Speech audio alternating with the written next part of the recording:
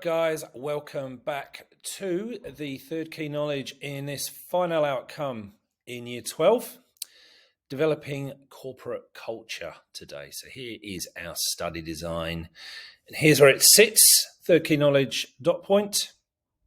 Now, already corporate culture, you're probably thinking we've already done that, which is kind of true. So we looked at corporate culture first time around back in the very first outcome of Unit 3.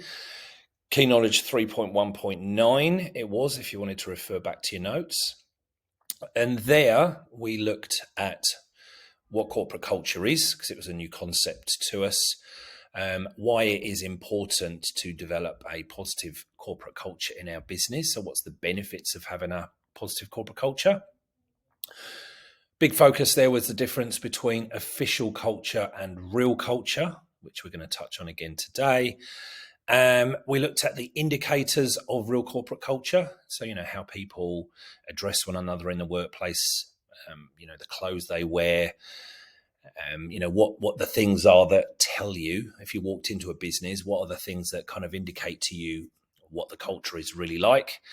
And then finally, even though it wasn't stipulated in that key knowledge dot point, it was a very brief key knowledge dot point. I did touch on how to cultivate or how to develop, how to create a desired corporate culture.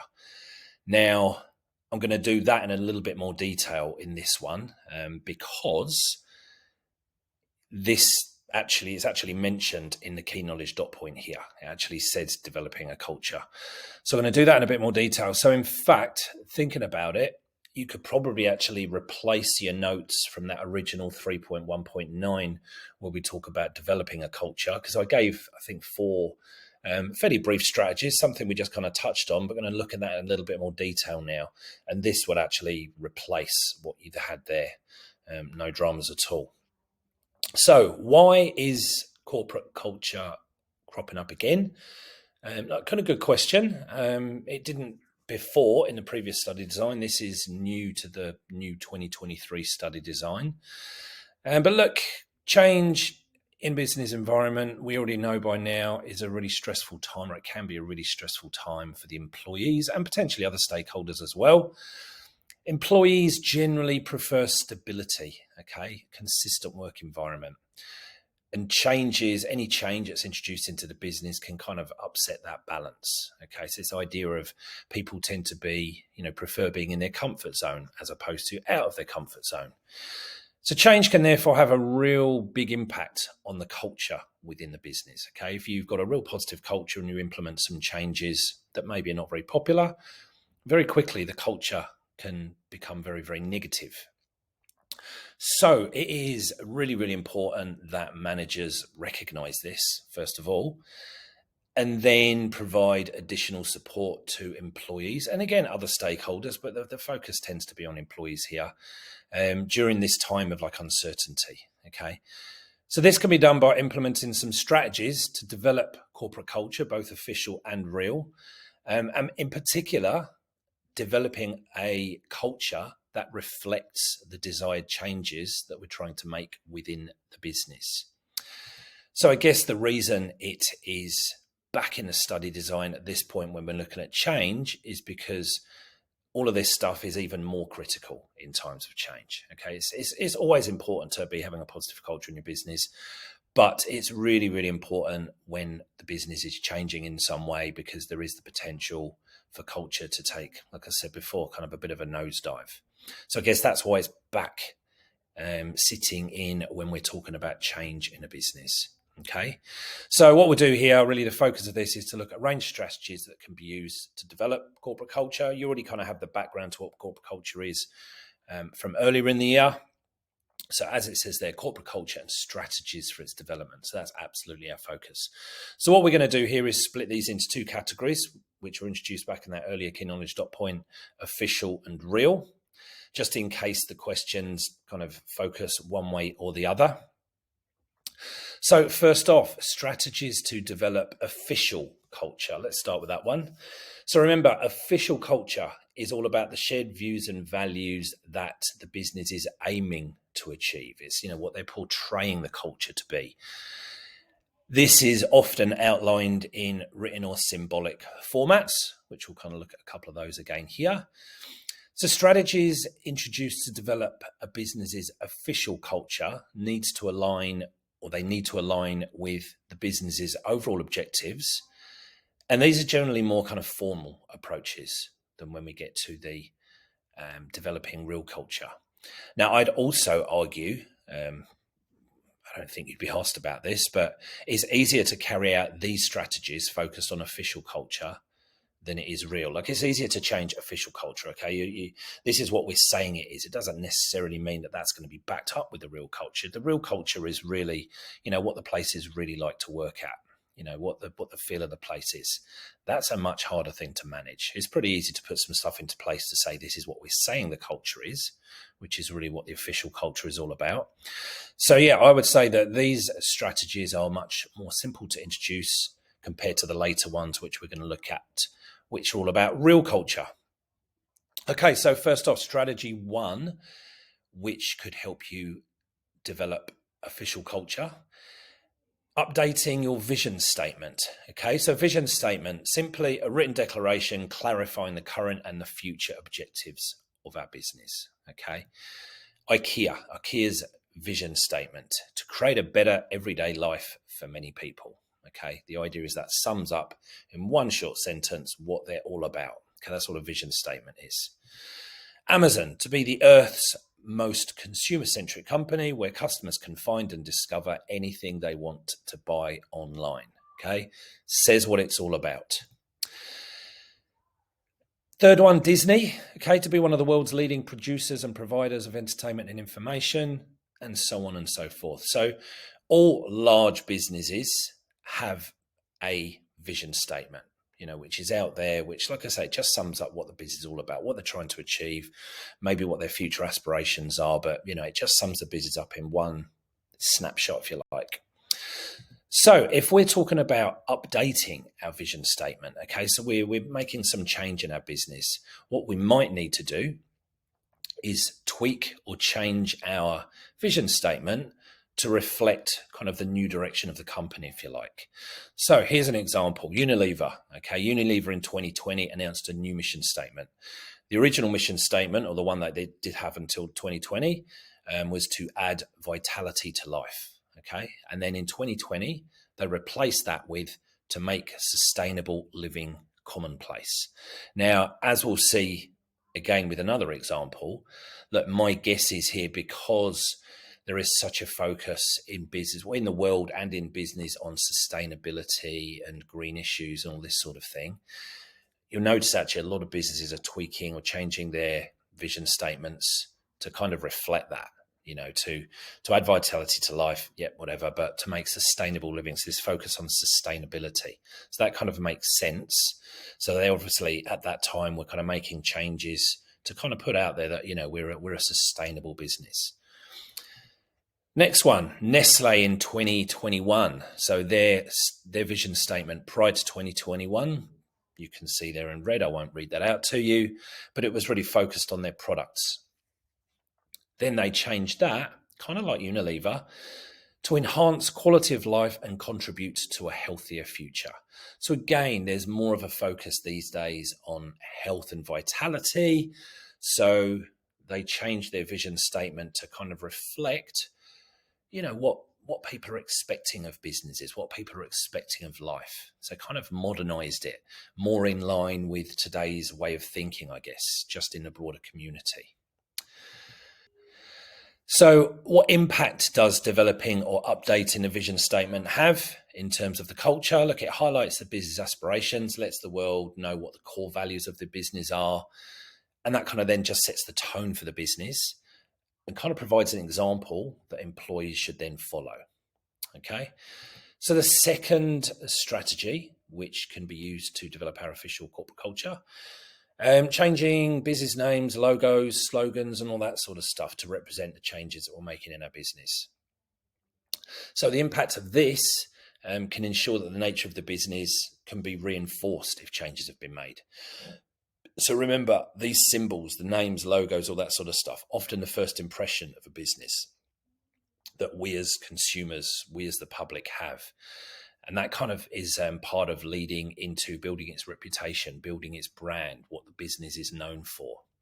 So example here, Dunkin' Donuts. Okay, Dunkin' Donuts changed, not in all markets. I'm not actually sure what they did here in Australia, but certainly in the US and some other key markets, they changed their logo from Dunkin' Donuts to just Dunkin'. And what that was all about was because they were actually changing their menu items. Okay, they expanded their menu offerings to include stuff other than just donuts. So the Dunkin' Donuts, I guess, was kind of too specific. They just changed it to Dunkin'. Okay, but they kept. If you saw Dunkin', you were familiar with the Dunkin' Donuts brand, you would still recognize that as being the same brand. They use the same font, same colors. So it's still recognizable as the original brand. Didn't want to change it too much so people didn't recognize the brand at all, because obviously the brand had some weight about it. But the new name just reflected the fact that, no longer it's just about donuts. Weight Watchers, in 2018, they had a new chief executive officer coming in. They were trying to modernize the brand. I think it was seen as a bit staid and a bit kind of old school. And what they did is change their logo from the Weight Watchers one you see there to the two W's, one on top of the other. And that was reflecting a change within the business to emphasize a more general approach to health and wellness as opposed to just counting calories. So it gets subtle change, but you can see that kind of reflects the change of, what the business was trying to be, what they were trying to achieve. A slightly different focus, a slightly broader focus than what they had previously. Whereas if you just kept with Weight Watchers, you tended to associate that just literally with counting calories, losing weight. Whereas they were now trying to expand into more general wellness. Okay, the third strategy, amending policies and procedures. Look, this is pretty straightforward. Change the policies and procedures in documented form, which actually support and reflect any change you're making in the business. It's kind of a no-brainer. What impact does that have? Look, it unifies, it provides consistency to the approaches to work. It outlines the steps for dealing with different situations within the business. Look, that's just what policies and procedures do generally. But I guess the point here is if you're making changes in the business, you might need to change some of these policies and procedures to reflect those changes. Okay, it also outlines the business expectations of the employees, which again might be altered depending on what the business change you're actually undergoing is. And fourth, implementing training. So this is just simply developing employee training programs that actually reflect any changes you're making in the business. Again, kind of a no-brainer. This is going to equip the employees with the necessary knowledge, skills, support, etc. That is going to allow them to successfully complete their work and achieve the business and personal goals and see any proposed change through. And fifthly, changing uniform policy. Okay, so you might want to, you're trying to implement some kind of change the uniform. Okay, so a really good example of this one was Qantas, very recent, June 2023. What they've done is kind of scrapped the male and female classifications of the uniform. If you think about air travel, like historically, there's always, a female version of the uniform and a male version of the uniform. I guess these days, inclusion is such a kind of hot topic. There's a lot of gender debate stuff going on. So to kind of promote inclusivity and to demonstrate to the world that, Qantas is an inclusive business, let's not provide this distinction between the two. And there's a bit of detail there as well. So they've kind of loosened up the uniform policy. And you actually see this, if you fly. I actually didn't realize they'd done this, but having flown recently, you can see like the uniforms that the girls are wearing and the guys kind of noticeably different. It did seem a little bit more casual. Definitely not as staid and traditional as what they were previously. Okay, now moving on to strategies to develop our real corporate culture. Okay, so remember, real corporate culture involves shared values and beliefs that develop organically amongst the employees. And that's the stuff that you can observe on a daily basis within the business. Okay. So managers need to develop strategies to develop a real culture so that it aligns with the official culture. Okay. So we've set the tone by putting in place an official culture. So what you now need to do is try to back that up by putting some stuff into place to try to make sure as much as possible that the real culture kind of sits in line with that official culture. And this is more about behaviors and interactions and all that sort of thing, much more of a employee focused approach. And that's kind of why I'd argue, like I was saying before, that the strategies for developing official corporate culture kind of straightforward. You just kind of put them in place. But this stuff, I would say, is a bit more challenging, okay? Changing people's behaviors, interactions is a much more difficult thing to do than just changing a policy. Hopefully that makes some sense to you. Okay, so first off, and again, there is some repetition here from when we did 3.1.9. But like I say, I would kind of dump that there because this is kind of a more complete list of strategies, if you like. There's no point learning two lists. So I'd say this list here can just replace what we did in 3.1.9 about developing culture. So first off, hiring the right employees. So making sure that you've got the right people coming into the business in the first place. Okay, hire people that align with the culture that you're trying to create. Okay, and or as closely as possible, reflect your intended culture. Okay, in the 2020s, there's a big focus on diversity in the workforce. Businesses can therefore make sure to reflect this, that they're hiring a range of staff from a variety of backgrounds with a broad range of perspectives that indicate inclusivity. There's that word again, inclusivity, and impartiality. Okay, so there's one focus that a lot of businesses going on. Diversity is a big thing these days, so business can really make sure that they are hiring from a diverse background. Implement rituals and events, again, that align with the culture that you're trying to create. So if you're trying to move to a more kind of high performing culture, rewarding high achievers, people that, do their best within the business, to motivate people that way, so that make sure the employees are productive, engaged, motivated. One thing you might do is introduce regular celebrations of employee contributions to the business. So thinking about when I first moved to Australia, 2005, working for a recruitment company, everybody, you make your money by billing clients, kind of like a lawyer does. And look, a lot of people in that business were earning kind of silly money. Quarterly bonuses were huge, but every quarter we also had an awards evening where the CEO would present awards to people that build, the clients the most money, and there are other awards as well. And the people who were receiving these awards were, earning some crazy money, but a lot of them were kind of equally, if not more, motivated by, coming up on stage and being recognized by their peers, by getting this award, and it kind of really helped to motivate a lot of people. For the next quarter, you want to be the one on the stage shaking the CEO's hand. So just one example, if you're trying to develop this like high performing culture, if you're trying to encourage a culture with a focus on teamwork, get your people working in teams. And that doesn't necessarily just mean in the workplace. You can kind of take your team out. There's lots of businesses that exist out there now that will take a team on board and run activities with them.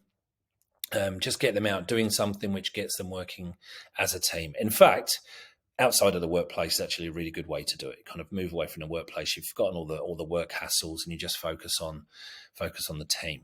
So there's another example of how that could play out. Third one, get the management style right. Okay, so make sure that the management styles that you're using in the business reflect the values that you're trying to uphold and what the objectives of the business are. Again, we're talking about change here. So we might be talking about changing the management style. So if we are making changes to the business, which leads to a change in focus in terms of management, this is kind of a hard thing to do, because remember, managers tend to have their natural style. So getting managers to change the style of management can be a tricky thing to do. But the management style used is going to form the basis of communication, the trust and the expectations within the business, and it absolutely underscores that relationship between staff and management. Note, during times of change, usually it would mean moving towards more people-focused styles rather than task. So if you remember that, the continuum with autocratic one end, laissez-faire at the other, Often, at least during the time of change, you might need to shift more towards the laissez-faire. I'm not saying go all the way to laissez-faire, but move kind of a step to the right. If you think about it from going from left to right, think about moving to a slightly more people-focused style rather than task, because change is all about the people. Fourth and final one here, get the workplace set up right.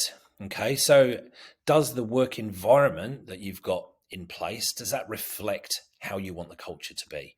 Okay, if you're looking to create a collaborative, team-focused type culture, is individual offices for each member of staff going to be the right way to go? Or would it be better to introduce open plan office space? You can see examples there on the left. Open plan where, people can share ideas and communicate with each other much more easily than the one on the right there where everybody's sitting in their own kind of closed off space. And again, like these days, the individual office is not very common. It's much, much more common to see the open plan type office environments, because generally businesses have realized the value of having their people, being able to communicate with each other openly and share ideas and that sort of thing. Okay, that is it basically. So there, a bunch of strategies that you can talk about that can develop culture. Now, if the question goes in the direction of real or official, you have both lists. It might not, so I guess you could draw from either. But that is it for this Key Knowledge Dot Point, guys. I will see you in the next one. Cheers for now.